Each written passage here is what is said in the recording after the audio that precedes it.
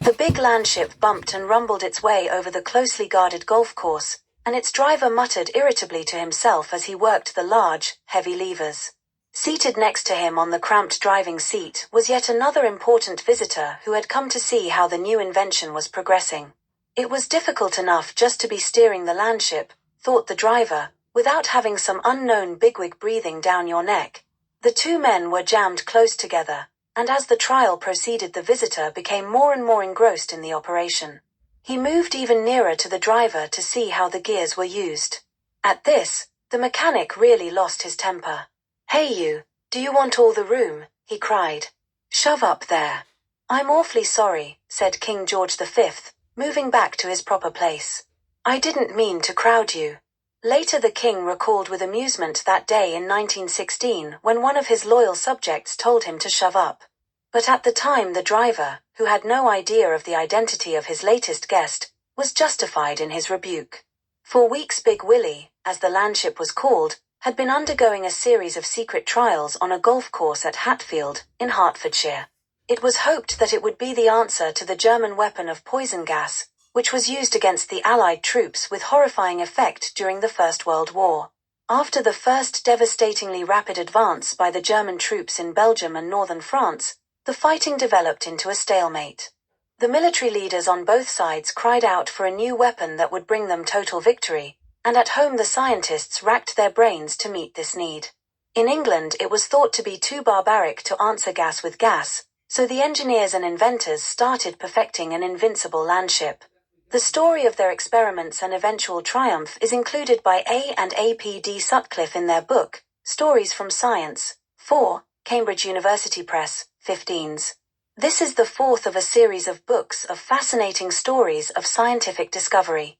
The first man to become seriously interested in landships as a unit of modern warfare was Mr. Winston, later Sir Winston, Churchill. It was said that he got the idea after noticing how easily farm tractors fitted with caterpillar treads were able to negotiate hilly and muddy ground. In 1915, Mr. Churchill was First Lord of the Admiralty, and although it was not strictly Admiralty business, he appointed a landship committee to work with the inventors. A sum of £70,000 of public money was set aside for the experiments, which were to be conducted as secretly as possible. "I did not inform the War Office," wrote Mr. Churchill, with characteristic indifference to authority, "for I knew they would raise objections to my interference in this sphere. Neither did I inform the Treasury." The committee approached a firm of agricultural engineers in Lincoln to produce the first landships, or tanks, as the men working on them came to call them. The firm eagerly agreed to do this, but stressed that they wanted no sentries or isolation areas to proclaim trumpet-tongued, "Here is a secret dot." They would use their own devices to fool any spies or casual intruders. As the tanks began to take their squat and ugly shape, the men at the factory had great fun disguising their new products. The draftsmen labeled their drawings water carriers for Mesopotamia, and the first tank to roll off the assembly line had the words "With care to Petrograd" painted on it in Russian, in letters a foot high. It was then that Big Willie was taken to Hatfield, for the first of its vigorous trials. For the people living in the district, it must have seemed as though an H.G. Wells story was coming true, and that they were being invaded by monsters from another planet. They were ordered to draw their blinds, and not to venture forth in the early hours of the winter mornings. Those who did peep through their curtains must have been startled, and perhaps a little frightened, by the strange machines that went clanking and rumbling past their front doors. Although the Lincoln workmen had already called the weapon a tank, the next stage after the trials were successfully completed was the official choice of a name. Among those toyed with, and then rejected, were container, receptacle, reservoir, and cistern. None of them sounded as apt as tank, so tank it officially was. Soon troops were detailed to train with the invention that was to win the war for Britain. For 3 months they practiced maneuvering the clumsy machines at a hidden camp, guarded by 6 lines of sentries. Then, in August 1916, the men and their weapons were sent to France.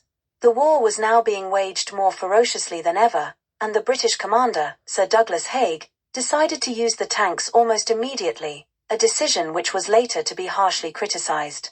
So, at dawn on September 15th, 32 newly constructed tanks trundled towards the shattered village of Flers, intent on capturing it. Not surprisingly, the attack succeeded easily. Haig was delighted. Mr. Churchill, well pleased with the success of his brainchild, was amazed by the lack of German reaction to the tanks. The German warlords made so little use of the secret thus improvidently disclosed, he commented, that they were taken completely by surprise by the use of tanks at Cambrai a year later, on November 20, 1917. The attack at Cambrai was later described by Colonel Fuller, the historian of the Tank Corps, as a stupendous success. One of the most astonishing battles in all history. As the tanks moved forward, he wrote, the enemy completely lost his balance, and those who did not fly panic-stricken from the field surrendered with little or no resistance. And, although the war was to drag on for another year, the tank had played its unique part in the securing of victory. It is a question, added Colonel Fuller, whether any stroke of the Allied army on the Western Front was more fruitful ultimately of ground and result than this Battle of Cambrai.